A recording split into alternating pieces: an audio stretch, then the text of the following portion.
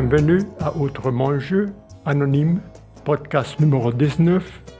Ce podcast présentera une histoire de rétablissement individuel. Durant le podcast, nous allons référer à Autrement Jeu anonyme comme OA.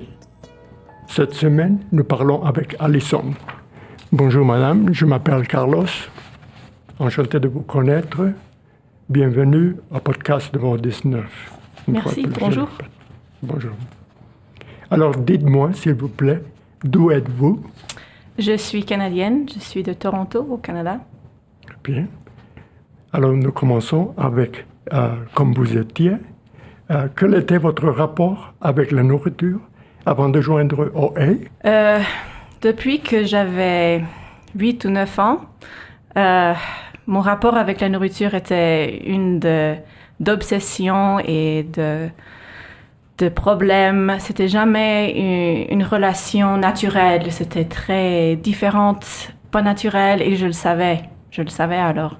Depuis ce temps, j'essayais toujours de le contrôler, de le cacher.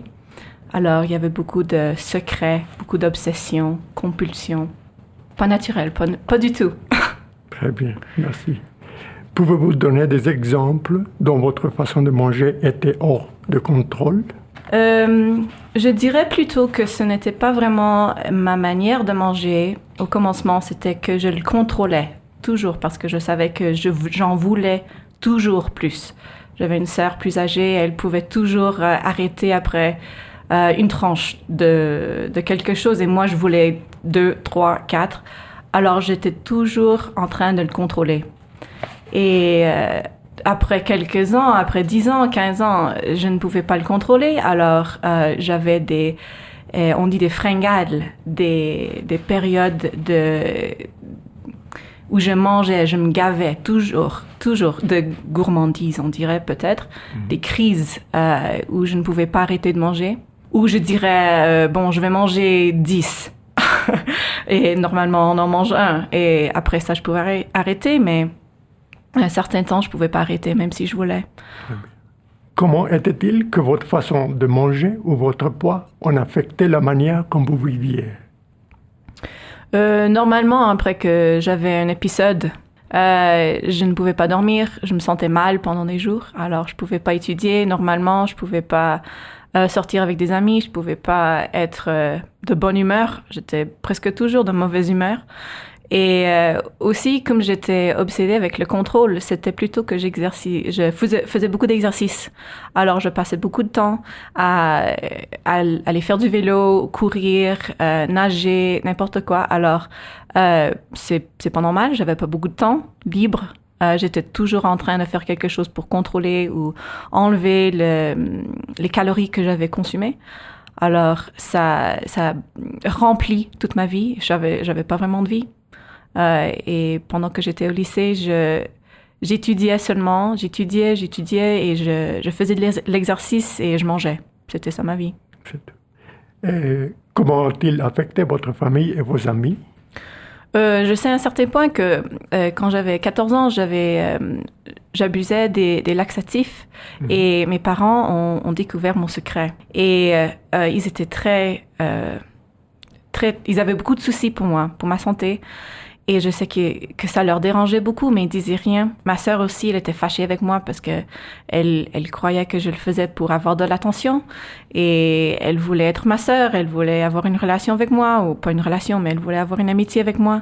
Et elle ne pouvait pas parce que j'étais constamment fâchée, de mauvaise humeur. Et je sais que pour eux, vivre avec quelqu'un qui est obsédé et de mauvaise humeur, c'est horrible, c'est pas facile, pas du tout.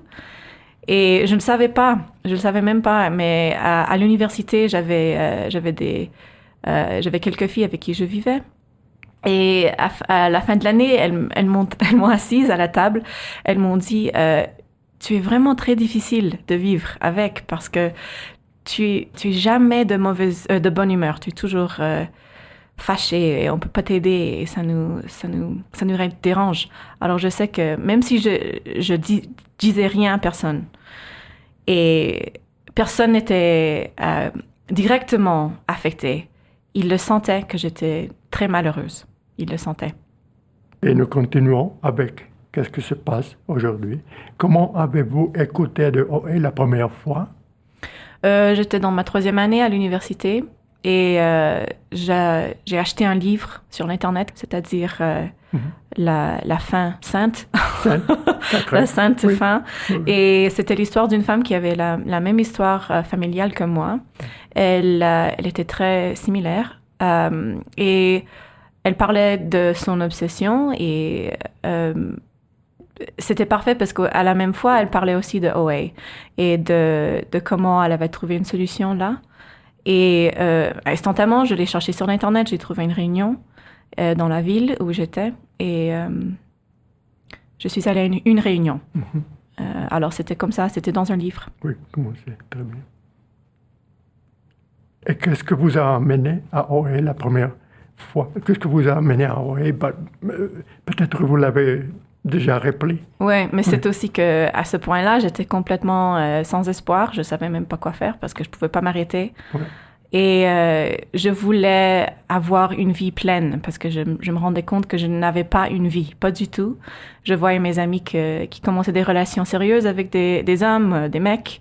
Et moi, j'avais même pas eu n'importe quoi. J'avais 22 ans. Et je voyais que beaucoup de personnes pouvaient s'amuser. Vraiment, j'avais pas de joie dans ma vie, pas du tout. Et quand j'avais lu ce livre, je savais que c'était peut-être possible pour moi aussi. Bien. Dites-nous, qu'est-ce que vous avez vu quand vous êtes entré à OA la première fois?